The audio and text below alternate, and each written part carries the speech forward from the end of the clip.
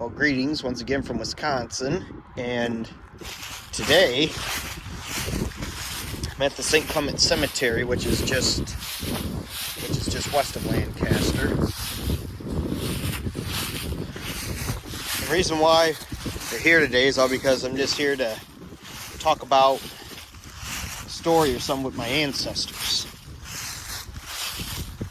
The thing is, back in the 1800s, my great-great-great-grandmother was Mary Cummins.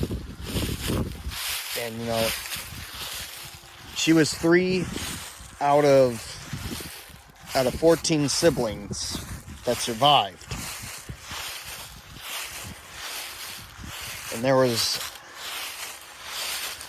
the other ones that survived were Joseph Furstenburg and Anna Young, the 3 of the ones that lived to adulthood. And here's the gravesite here of 11 children of Jochum and Barbara Furstenburg. Just the thing of it is, there was one of the kids was named Peter Furstenburg. He was born in 1891 and he died in 1908 from an appendix thing at the age of 17.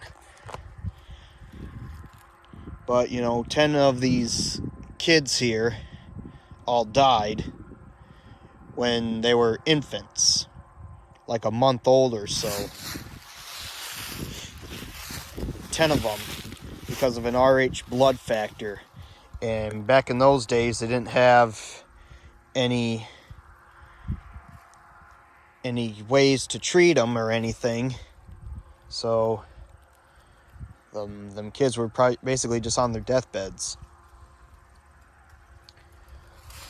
In the grave of Jochum and Barbara Furstenburg, we'll get down there in a minute. They're just right down there. They're not too far from here. But it's just a sad story. I think the oldest one was born in 1875 and died when he was a baby. And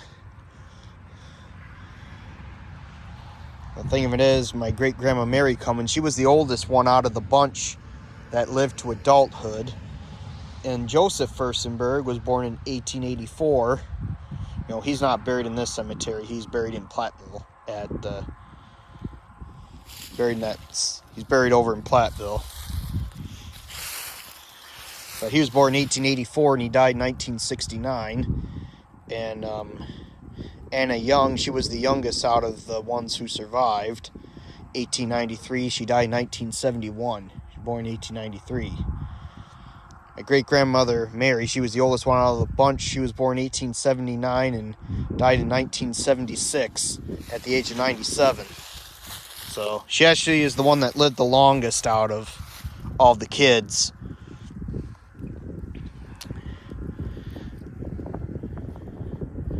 And I think there were a set of twins in there too. I'm not sure which ones were the which or which one's which or whatever. And also the thing of it is too, I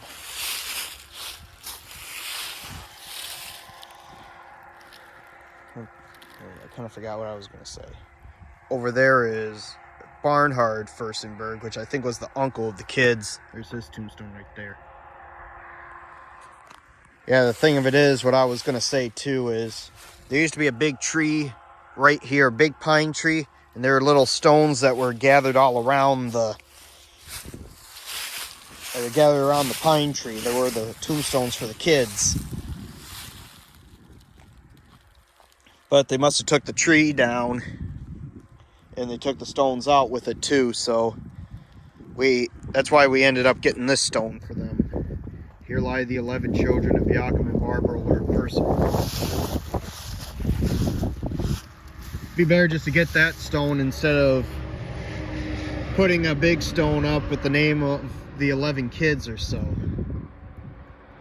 I do have a list of the names of the kids, but I don't really have the notes on me right now.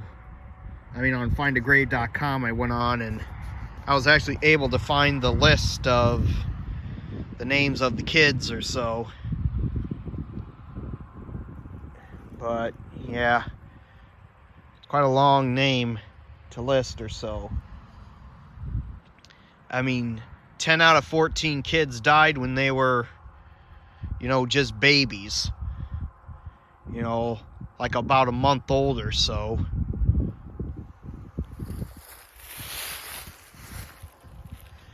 And 3 of them lived to adulthood.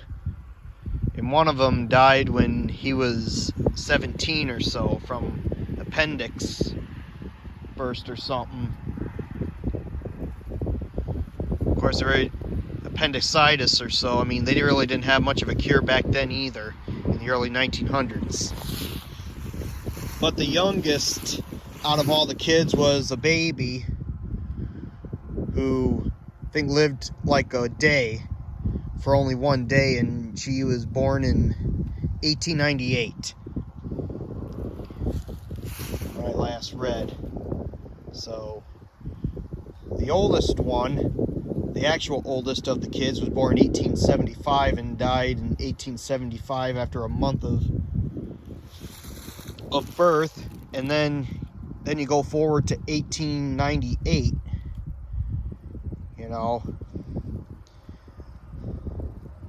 There was a baby girl there who only lived for 1 day. It's like a 23-year stretch of them having kids. I mean, that's quite something.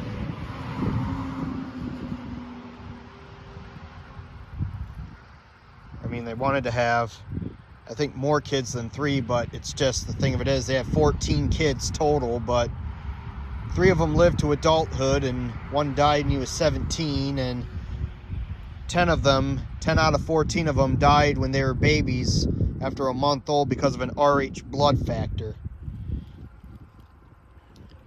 which is a sad story. But nowadays they have like treatments for Rh blood factors in babies. I mean, we're talking back in the 1800s, and they didn't have any type of a cure back then, or a way to treat it back then. So anyway, I'm going to take you to the gravesite of the parents, Jochum and Barbara Furstenburg.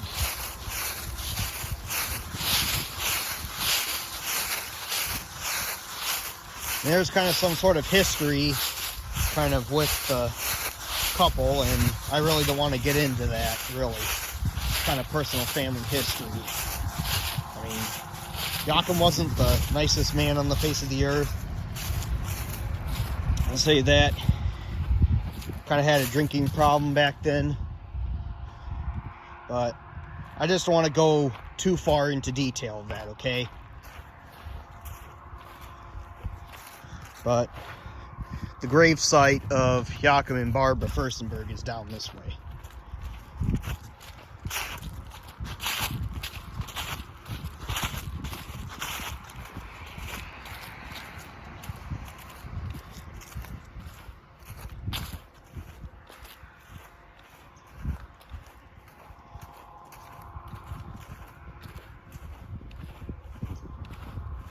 Here's the gravesite of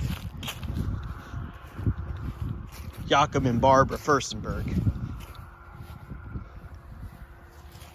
There's the gravesite of Anna B. Young. February 22nd of 1893 to April 28th, 1971.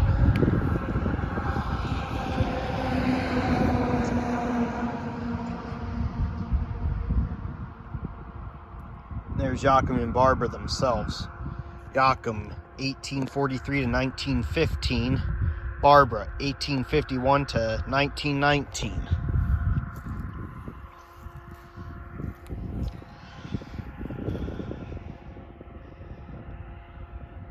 So yeah, it's the gravesite of one of the daughters and the parents. And I'll show you the gravesite of my great-great-grandmother.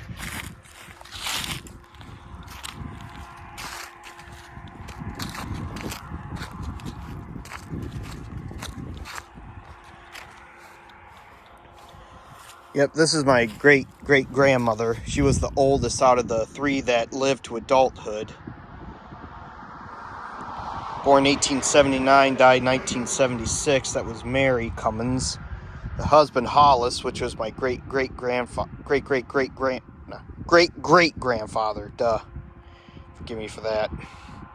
1881 to 1968. And then there's Martha, the daughter, one of the daughters, 1914 to 2004.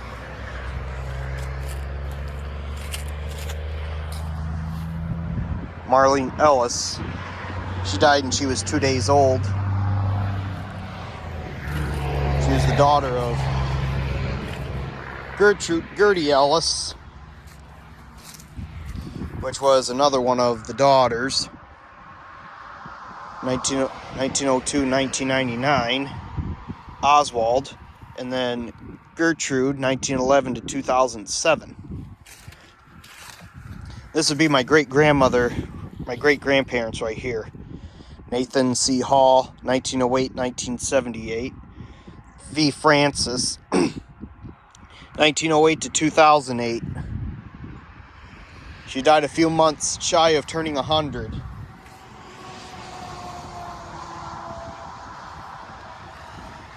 Well, that's what I wanted to show you, is just wanted to tell you this story about the